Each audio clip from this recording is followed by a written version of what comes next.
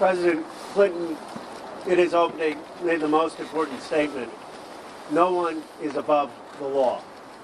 And he made it clear that it was perfectly appropriate for the committee to call him and ask him tough questions about what happened. He also made it clear that it was totally inappropriate for this committee to call Secretary Clinton. That's why personally I didn't even show up yesterday. I thought it was outrageous the way they treated Secretary Clinton. She has nothing to do with this. But President Clinton answered the questions. I think you'll see when we have the deposition that our side that put the survivors first. We had our members, our lawyers ask questions to get the basic facts and asked difficult questions, and the president answered. And it was civil, and he set the tone, in my view, for the precedent that President Trump needs to now come and answer these questions, that Howard Lutnick needs to answer these questions, that other people part of the Epstein class who've been in these files need to come before this committee and ask these questions. And then that's the only way we're going to have accountability and healing. Now I'll turn it over to our ranking member, Graham. I'm just going to introduce folks. I'll make some comments at the end. I'm going to introduce other members. First we have is Congresswoman Emily Randall. Thank you. As you heard, President Clinton in his opening statement said that America was built on the idea that no person is above the law, even presidents, especially presidents. And the Democratic members of the Oversight Committee feel the same. No one is above the law, and anyone with knowledge of Jeffrey Epstein's crimes should absolutely come before the committee to give testimony about what they saw or did, who was there, who was involved. Survivors like Charlene Richard, who was my State of the Union guest, deserve the accountability and the truth. The American people deserve accountability and truth. That means a complete release of the files and cooperation, not obstruction, from Pam Bondi, and it means testimony on the record from anyone with information, whether that's Howard Lutnick, Bill Gates, Larry Summers, and yes, even and especially Donald Trump.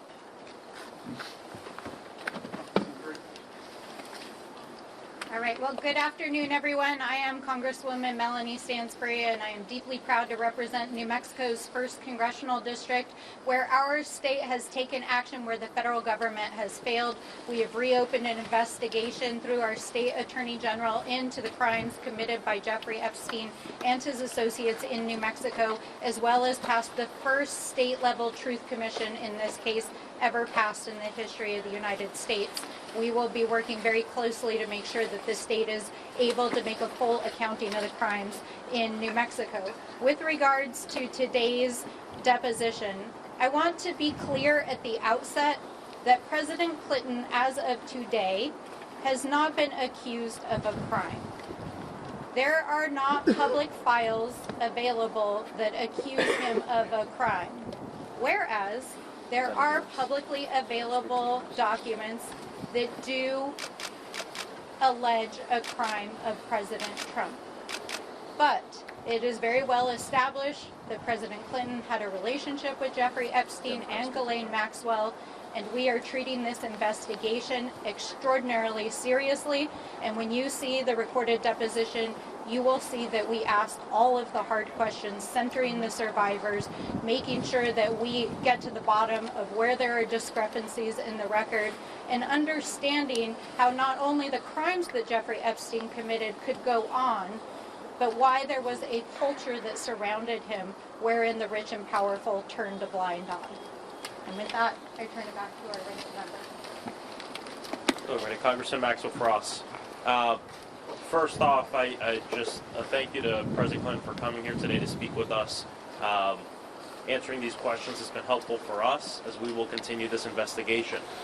Donald Trump, as we know, needs to come before this committee. He's been caught in multiple lies as it relates to his relationship with Jeffrey Epstein. I can tell you I've seen unredacted files myself that directly refute his assertion that he kicked out Jeffrey Epstein out of Mar-a-Lago and the reasoning why he did that. Also, walking out of this, I can tell you we all now have a lot of new questions that we have to raise as it relates to the reasoning on why Donald Trump had a falling out with Jeffrey Epstein in the first place. Another thing is that I saw about an hour ago Donald Trump in a press conference said that Howard Lutnick is, quote, a very innocent guy. Donald Trump has asserted many times that he knew nothing of Epstein's crimes. If he doesn't know anything about Epstein's crimes, how can he know for sure that Howard Lutnick is, quote, a very innocent guy? We have questions for him.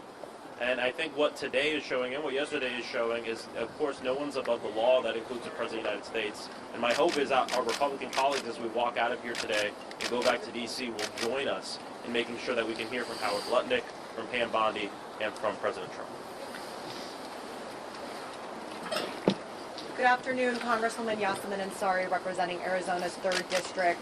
I think today was a historic day for transparency in the United States of America. The fact that we have the former President of the United States, Bill Clinton, under oath, speaking to the Oversight Committee and answering questions in a transparent manner is critical. I look forward to the Republican majority listening to our demand of having the transcripts and the videos unedited of both depositions, today's and yesterday's, released immediately, because the American public deserves to hear and see these answers for themselves.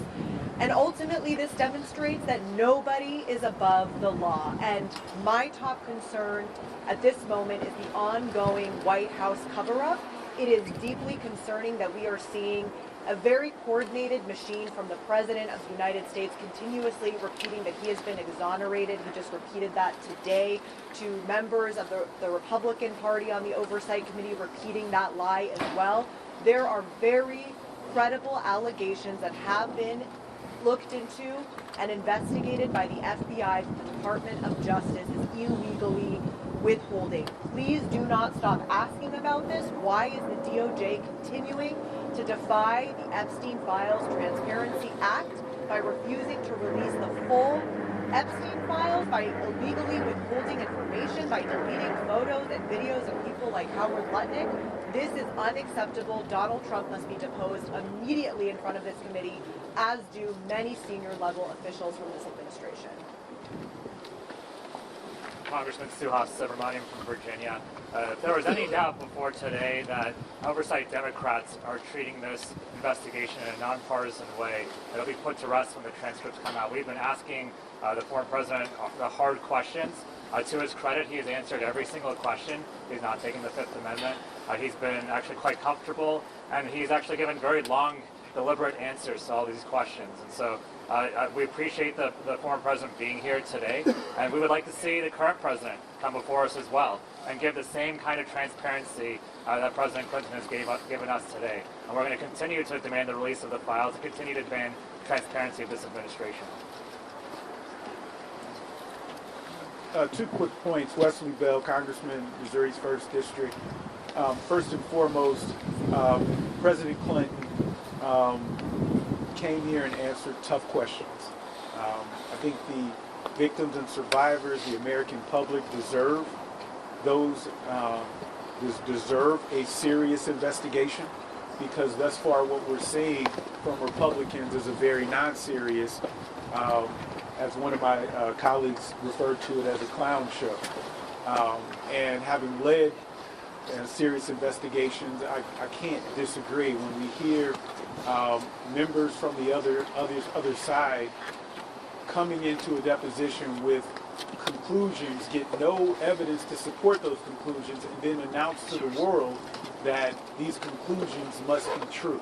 That is unprofessional, it's unethical, and at the end of the day, what we're trying to do is get to the bottom of what actually happened so that we can help hold any offenders accountable. Democrats are doing that. The president and former First Lady have done that, and now it's time for President Trump to do the exact same thing. Under oath, not when you can just make statements randomly on X or Truth Social, but under oath where your right hand is in the air and there are consequences if you don't tell the truth. And so we're going to continue to push for transparency. We're going to continue to push for justice, because that's what the American people and the survivors deserve. I think I'll just make a couple brief comments, and then I'll answer one or two questions, and then the deposition right now is on a break, and so we'll reconvene. There'll be some additional hours of questioning by both the Democratic side and the Republican side as the afternoon goes on. I want to just reiterate a couple things that have been made, which are important. The first is that we're thankful that President Clinton came in and answered tough questions from both the minority party and the majority party. We also think it's important to note that he made some of these statements in his opening statement. He made it clear once again that he does not understand, nor do we, why we spent so much time yesterday grilling Secretary Clinton when she obviously had no knowledge of Jeffrey Epstein and had never met Jeffrey Epstein. We also want to reiterate, I want to think it's important for us to know, our call yesterday, because of transparency, it is so important that we continue to release both Secretary Clinton's deposition and President Clinton's deposition. Both of the Clintons are committed to these records getting out as soon as possible, and Oversight Democrats agree. The best way of going forward is for there to be transparency and a full public record, and we're demanding that that record not be edited, but just a full recording of what transpired yesterday and what will continue to transpire today for the course of the day. And finally, let me just also say once again that we have a new precedent in this country where we can now demand president and former presidents to testify in front of the Oversight Committee. So we are once again demanding that now President Trump, who is in the Epstein files almost more than anyone else besides Ghislaine Maxwell, answer our questions. This is not a hoax. He has not been exonerated, and we have serious questions for President Trump. With that, we'll answer a couple questions. Chairman Comer just came out and said that in this last round of questioning, you asked President Clinton if he thought President Trump should come and testify, and Chairman Comer said that President Clinton's response was that it was for you to decide, and Clinton went on to say that President Trump has never said anything to him to make him think he was involved. Now, obviously, we don't have the transcript of that position, but I would love your response to that and what. Yeah, I think the best response to that is for you to view the complete record of what actually he said, which, look, we're not going to disclose what was said because that's not in the rules. The Republicans keep breaking the rules. But I think to what Mr. Frost said earlier, there was, I think that the President Clinton, did bring up some additional information about some discussions with President Trump. I think that the way Chairman Comer described it, I don't think is a complete accurate description of what actually was said. So let's release the full transcript. And you can get a full record of what actually was said, which brings up some very important new questions about comments that President Trump has actually said in the past. Any other questions? Congressman. Yes. Mr. Member, I know in the former president's statement he says that there may be times where he says he can't recall. Has that, I know you can't really give a lot of details about what was said in the deposition, but how would you characterize when you say he's being cooperative? Is he answering the majority of questions, or a lot of his responses more I can't recall? I think everybody would agree that he's been very cooperative, and he's actually answering the questions fairly, to the best of his ability. He has not taken a pass on pleading the fifth for any questions. He's been very thorough. He's been asked some questions multiple times over. I think you'll see that in the transcript. So he's been very cooperative, and in fact, I don't think he's given any sense that he's been uncomfortable to be there. In fact, I think he's been pretty interested in answering, I think, all the questions of both the Republicans and the Democrats. With that, we're going to wrap up. Everyone's on a break. And have Republicans given any indication they want to edit the transcript?